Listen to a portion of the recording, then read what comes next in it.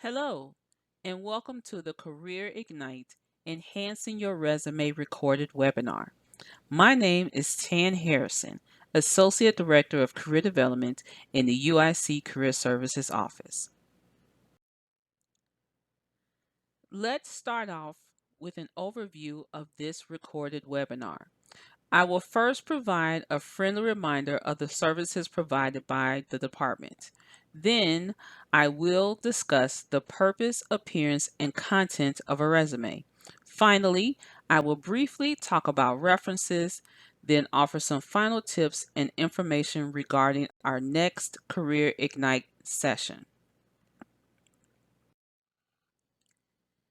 Before we dive into the topic of resume writing, I would like to provide you with a friendly reminder about our services. Although we may be known mostly for resume and cover letter assistance, as well as our various fairs, Career Services provides a variety of services that can help you in your career development journey as shown on this slide. This includes assisting current students and alums with mock interviews, career and major exploration, curricular vitae reviews, and editing your personal statements. So please keep us in mind whenever you would like to receive some additional assistance. So let's begin with the discussion of resume writing by talking about the purpose of a resume. A resume is a summary of your qualifications, your education, skills, experience, and involvement. It is a key part of your professional brand, being your key marketing tool for the job search process and to an employer, their first impression of you. Combined with a well written cover letter, it is also instrumental in getting your foot in the door for an interview. Some general tips to keep in mind when you revise or create your resume. First, appearance always counts. And always remember that the emphasis should be placed on answering the employer's question, what can you do for me? Employers know that you want experience and ideally you want to get paid, but they are looking for potential employees who can do the job. Keep in mind that your resume should, as much as possible, focus more on what you have accomplished and customize each resume to each application. Also, keep an open mind on the feedback you receive in regards to your resume. You will likely have different people in your circles review your resume, and that could result in a variety of suggestions from friends, family members, mentors, classmates, and yes, even career advisors. So while it is good to be open to feedback, the goal for you is to be completely comfortable and confident in how you are presenting yourself, meaning your brand, on paper.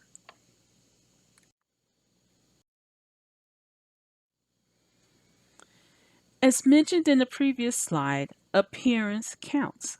So as you edit or create your resume, make sure that it has a clean, professional look and it is clear and easy to follow.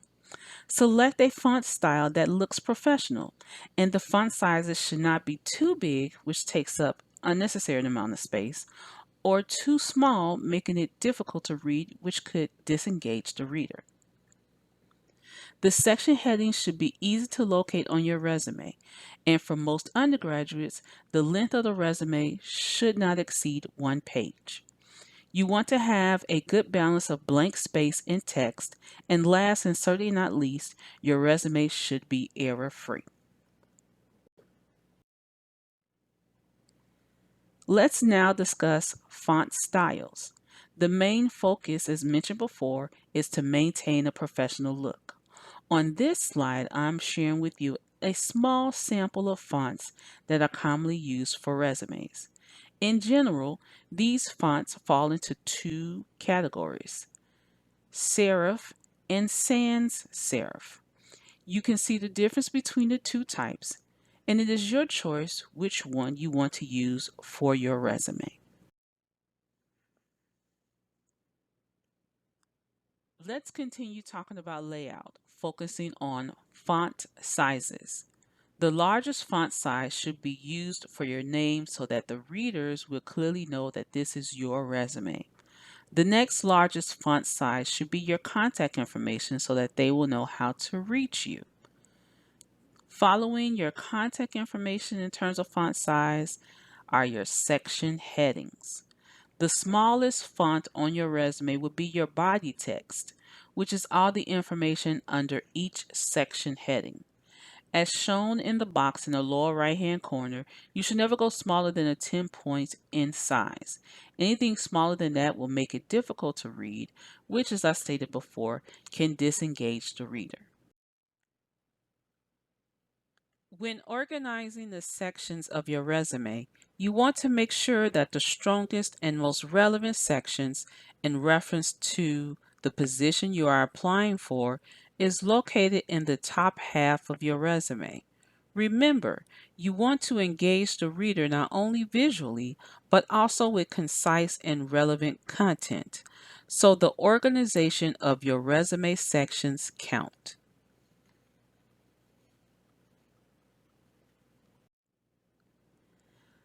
So now that I've shared with you the best practices regarding the appearance of a resume, let's go into detail in regards to content.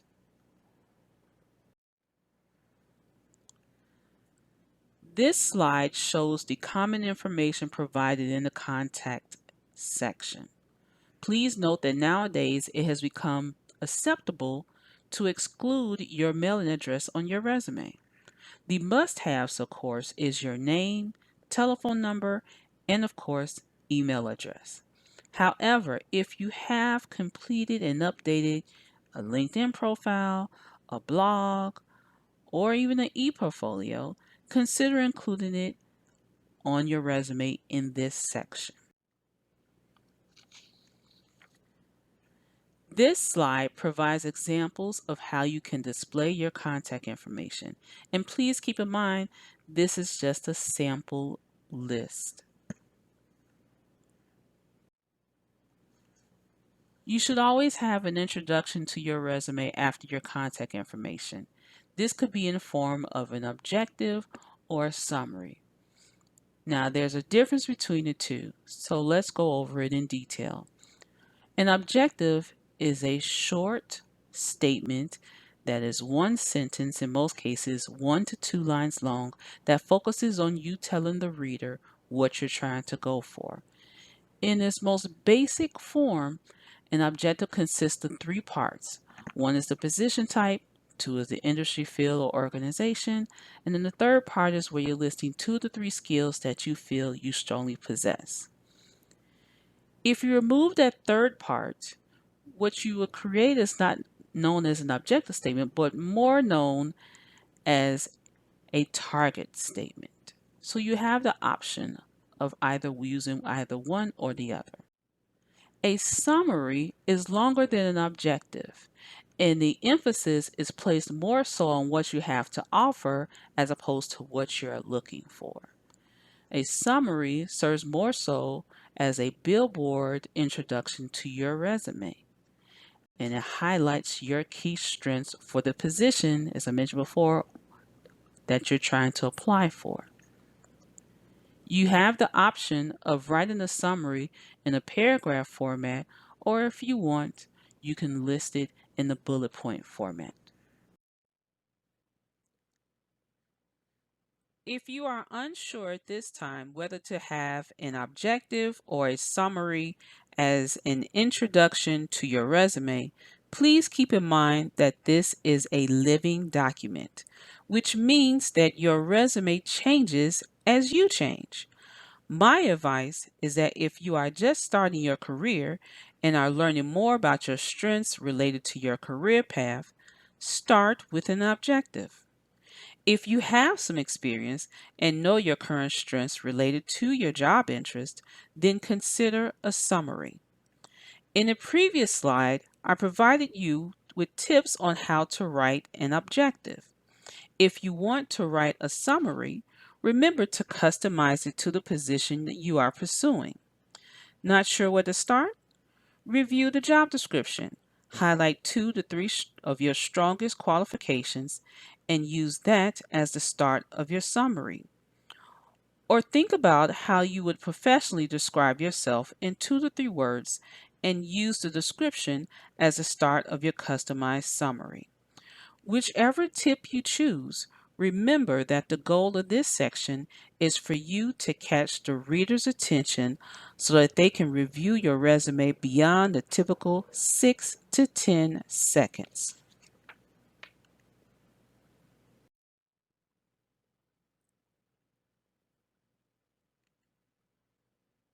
Here are a few examples of objective and summary statements.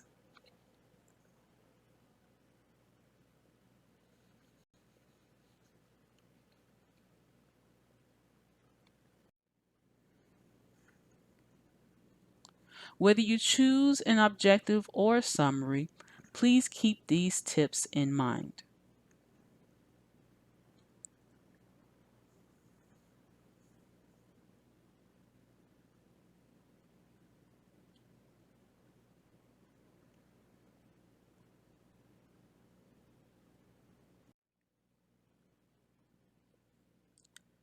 Now let's talk about the education section of your resume. This slide provides the information that is usually included. A couple of things to keep in mind as you work on this section. First, if you are a sophomore, junior, or senior, there should be no high school information on your resume. Second, if you are a transfer student, consider including your previous institution on your resume. If you did not graduate, replace the expected graduation with your dates of enrollment. Finally, make sure you list your education information in reverse time order, starting with UIC first. Continuing with resume content, here you see the key information you should have for each experience listed on your resume. The examples here show how you can list this information in a 1 or 2 line format. Here are some tips to keep in mind as you work on your experience section. Also, keep in mind that all sections of your resume should be listed in reverse time order, starting with the current or most recent experiences and working your way back. As you work on your experience section, try to write your bullet points with impact. You have 2 options to follow. Option 1 is where you focus on what you did. Option 2 also focuses on what you did while emphasizing the results of your work. As mentioned in the beginning of this presentation, you should always try to emphasize your accomplishments. Here are some before and after examples of how you can write or rewrite the bullet points in the experience section. Always keep in mind that you want to quantify as well as qualify. When you qualify, you are clearly and concisely describing what you did. When you quantify, you're adding the numbers to show how great the responsibility was in that particular role. Here is an example of a rewritten work experience.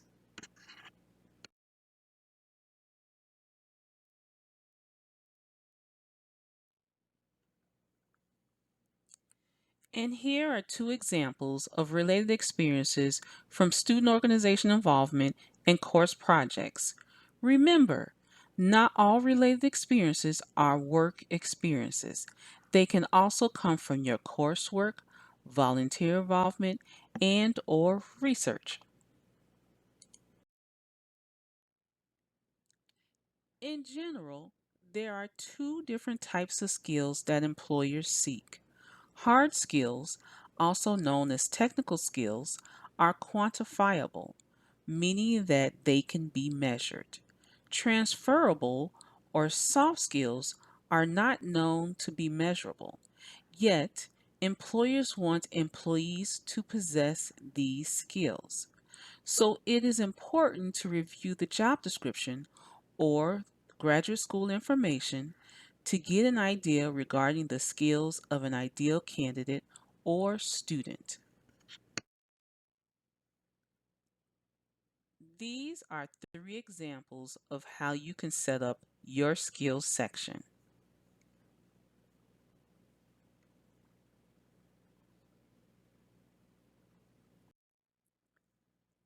Here are some additional sections that you could possibly include in your resume.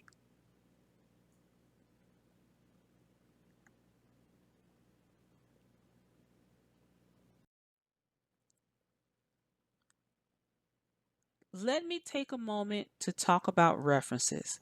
As you apply for positions, chances are you will need to include the names and contact information of 3 to 5 people who can attest to your qualifications relevant to the position. These references could be current or former supervisors, co-workers, instructors, advisors, mentors, or others. Whoever you choose to be a reference, make sure you get their permission to be your reference and keep them updated when you include them as part of your references.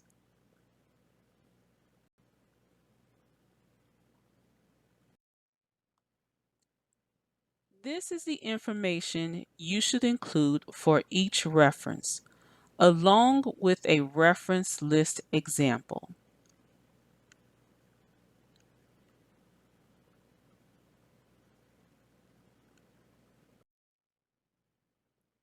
In closing, I would like to provide a recap of key tips that I have shared with you in this recording.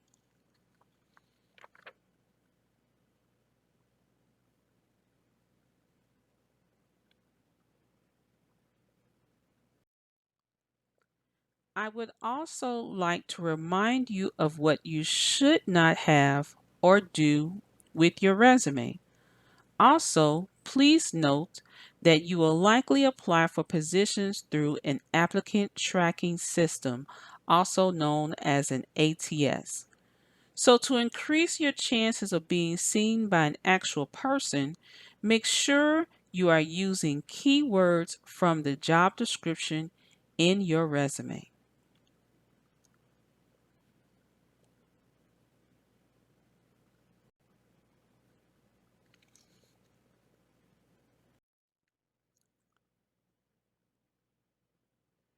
This concludes the Career Ignite Enhancing Your Resume webinar session. I hope that the information I have shared with you is helpful as you revise or create your resume.